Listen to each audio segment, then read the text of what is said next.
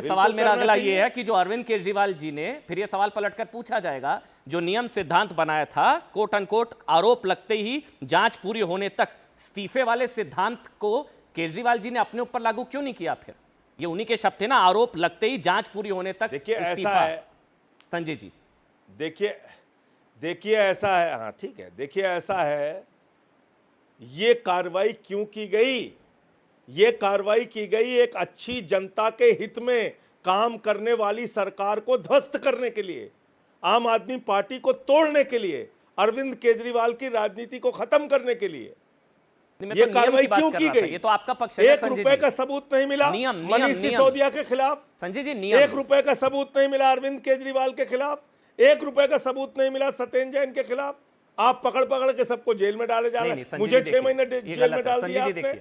बात क्या नियम की है सबूत मिला आपके? संजय जी देखिए, वो आपका पक्ष है, मैं उसको आपको नहीं काट रहा हूं। बात नियम की है। नियम अरविंद केजरीवाल जी ने बनाया था। एक मिनट पूरा बोलने दीजिए संजय जी, मैं आपको फिर नहीं टोकूंगा। 1 मिनट। ये अरविंद केजरीवाल जी ने स्वयं नियम बनाया था, भ्रष्टाचार के खिलाफ आंदोलन, आरोप लगते ही जांच पूरी, निष्पक्ष जांच हो, इसलिए आरोप लगते ही इस्तीफा होना चाहिए। तो ये नियम खुद अपने ऊपर वो लागू नहीं कर रहे हैं। आप ये कह रहे हैं मोदी ने जो नियम बनाया 75 रिटायरमेंट वाला, मैं बोलूं आपके सवाल पूरे हो गए? प्लीज संजय जी बोलिए। बिल्कुल ठीक आपने कहा। तो इसी युग में हमने देखा कि 70,000 करोड़ का घोटाले का आरोप लगाकर अजीत पवार को अपने गले लगा लिया मोदी जी ने। वाटर घोटाले का हेमंत विश्व शर्मा पे आरोप लगा के उनको गले लगा लिया, मुख्यमंत्री बना दिया। शुभेंदु अधिकारी, मुकुल राय के ऊपर आरोप लगा के नारदा शारदा स्कैम को अपनी पार्टी में शामिल कर लिया। जनार्दन रेड्डी, हसन मुशर्रफ, नारायण राणे, छगन भुजबल, कितने नाम लूं, बड़े बड़े भ्रष्टाचार के आरोप खुद मोदी जी ने और भारतीय जनता पार्टी ने लगाए, उनको अपनी पार्टी में शामिल कर लिया। और क्या किया? विपक्ष के नेताओं को पकड़ पकड़ के जेल में डाला, उनके इस्तीफे लिए। पहला उदाहरण क्या है? पहला उदाहरण है हेमंत सोरेन का। उन्होंने इस्तीफा दिया, उनकी सरकार गिराने की कोशिश की गई, विधायक लेके कहीं वहां भाग रहे हैं, कहीं वहां भाग रहे हैं, उन लोगों को भी अपनी पार्टी बचाना मुश्किल हुआ।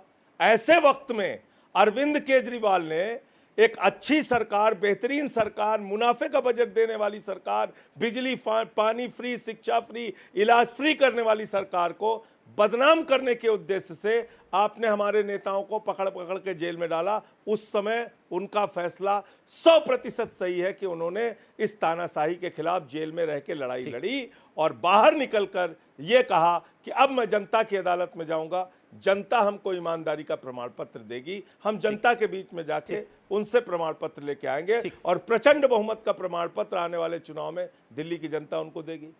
क्या वो प्रमाण जून में नहीं छोड़ते? लोकसभा चुनाव के नतीजों के दौरान नहीं मिला था संजय जी? वो अरविंद केजरीवाल तो वो नेता है, बीजेपी के एक नेता का नाम बताइए ना आप। अरविंद केजरीवाल तो वो नेता है, इनकम टैक्स कमिश्नर की नौकरी छोड़ दी, 49 दिन के मुख्यमंत्री थे, कोई चपरासी की नौकरी नहीं छोड़ता। 49 दिन में मुख्यमंत्री की कुर्सी छोड़ दी, दोबारा फिर कुर्सी छोड़ दी।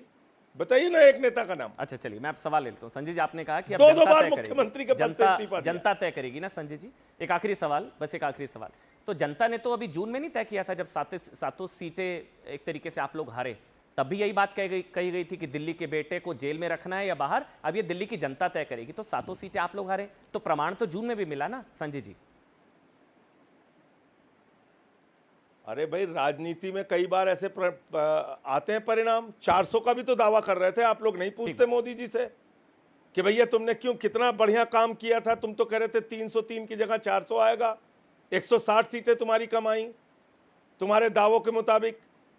तुम्हारे बहुमत से, तुम्हारी पिछली बार से 63 सीटें कम आई, बहुमत से 32 सीटें कम आई।